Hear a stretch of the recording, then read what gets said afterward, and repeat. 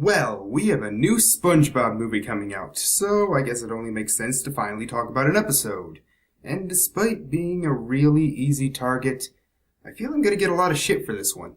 The first Kids Are Smarter Than This of 2015. At the time, I did not realize that this would be the worst year of my entire life. Look how young and full of hope I was. That poor bastard doesn't realize that in a few months, his life will go to shit. Also, I'm pretty sure I wasn't wearing my contacts. I just took off my glasses. I used to do that a lot whenever I would film on weekends and didn't want to put my contacts in. But anyway, The Great Snail Race. I never liked this episode, so I figured with a new SpongeBob movie coming out, what better time to cover one of the most popular animated shows of all time? I could have gone the easy route and just done a post-movie episode and not risk pissing anyone off, but I figured that since both Pie Guy Rules and Mr. Enter were covering those, I would do a pre-movie episode, and it was one of my most hated videos I had ever done. Seriously, I had never gotten as many nasty comments on a video. Even on my Norty Defends videos were they not that bad. Unfortunately, they were all lost after it was taken down and I was given a copyright strike a year and a half later. Because why should anything make sense? But yeah, I never knew so many people liked this episode, which is fine, don't get me wrong, but it usually was considered one of the lesser pre-first movie SpongeBob episodes, mostly due to SpongeBob's mean-spirited nature, but I also just find the plot kinda dumb and most of the jokes not very funny. It does feel like a pre-first movie episode, but personally, it's my least favorite. I will say, however, it's one of the better episodes I've covered, so there. So which episode would I cover as a counter to this one? Well, it turns out there's one episode in season 6 I had never seen before called Grooming Gary that's also about SpongeBob entering Gary into a contest he doesn't want to be part of, and after watching it, yeah, we'll be talking about a post-first movie episode that did something better than a pre-first movie episode. We begin with SpongeBob waking up with paper stuck to his eyes, reminding him about the Bikini Bottom pet show, which he has entered Gary in. Also, he has a little Gary shrine in his heart. That's actually kinda sweet. Well then set your alarm for earlier, you stupid idiot! He goes to get Gary, but he can't seem to find him. He looks everywhere, including the news station and Squidward's bathtub. Damn, Squidward's got one hell of a throwing arm. And you're telling me he couldn't get a job as a football playing king in space? He eventually finds him in the library, which makes sense. We know he likes reading, although it's clear he doesn't want to go. And while the scene is pretty dragged out and not that funny, SpongeBob is much less mean-spirited here, and is doing this mostly for Gary. Although we do get this joke.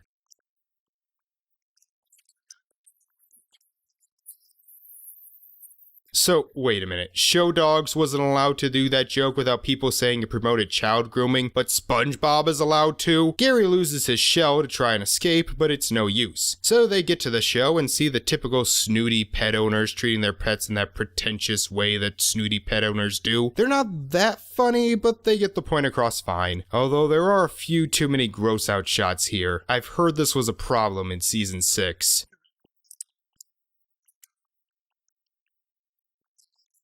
But snails don't have feet. Wait, they do? Huh, I probably should have paid more attention in biology. SpongeBob feels guilty for not prepping Gary well enough, so decides to spruce him up a bit. Also, this joke got a pretty good laugh out of me.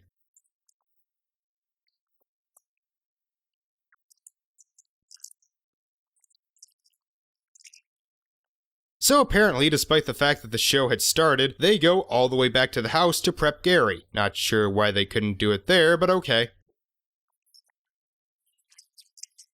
By God, Shaggy's persona is even worse than I thought it would be. Gary still doesn't want to go, but SpongeBob says they have to show them that they are just as fancy as all the other pets. Gary agrees before nearly being choked by a diamond collar. How did you buy that on a Mr. Krabs salary? Patrick shows up, sure, and they give him a bath. Well, that was fucking easy. God damn it, you're a fucking liar! Also, this guy can fly.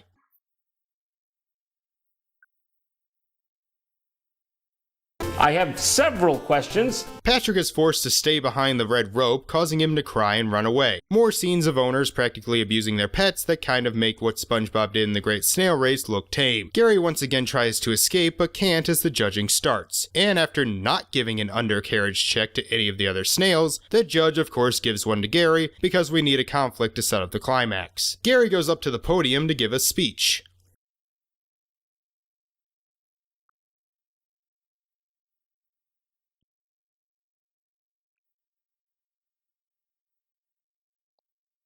Man, this episode took a dark turn. As the pet revolution happens and someone starts a fire. Okay. Also, a lot of eye torture in this episode. SpongeBob realizes his mistake and tells everyone to start treating their pets like companions instead of like toys for them to dress up and win contests, which is something I feel we should learn more in the real world.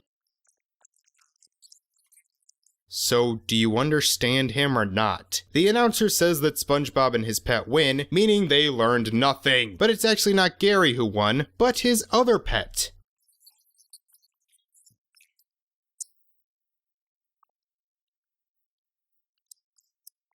And that's how it ends. This episode isn't great. There's some parts that go on too long, can be pretty repetitive, and the plot relies on SpongeBob not listening to Gary when he clearly knows what he's saying. I could see why some people don't like it because they find it boring or annoying, but personally, I did kind of like it. For me, even though it didn't have that many laugh out loud moments, it had enough chuckles throughout that got me through some of the more slow parts. And even though SpongeBob does seem ignorant, he never comes off as malicious. That's what makes it better than the Great Snail Race. Whereas there it felt like he was torturing Gary just to boost his own ego, here he's mildly annoying Gary and only hurting him on accident to help boost Gary's confidence and self-esteem. It really does seem that they made the episode as an apology for the Great Snail Race. It even shoehorns in Patrick for absolutely no reason, but the payoff for him joining was a little funnier here. The pet torture was a lot more subdued and they all got their revenge in the end. Now, like I said, I haven't seen most episodes post season 4. I've heard season 6 is one of the worst seasons, but this, plus the sister episode Slumber Party, I found to be pretty enjoyable. They're not required viewing, but if you're looking for some decent post first movie episodes, check these two out. Well, next time is Drake and Josh. Given that there are 0 good Megan Gets Away With It stories, guess we'll have to go with a different angle. And it just so happens there's another episode where Drake and Josh have to take care of an animal. So stay tuned for that. Thank you all for watching, and I will see you next time. Bye. What's that? What's bikini wax? Hey, what's that? It's payback time. Wait, what?